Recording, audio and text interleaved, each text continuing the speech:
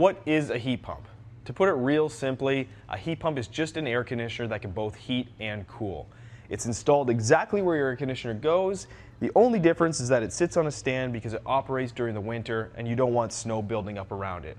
You still have a coil inside above the air handler or the furnace, and typically with an air conditioner that coil gets cold in the summer. With a heat pump, it has the ability to both get cold in the summer and hot in the winter. So as air passes, it can both heat and cool depending on the season.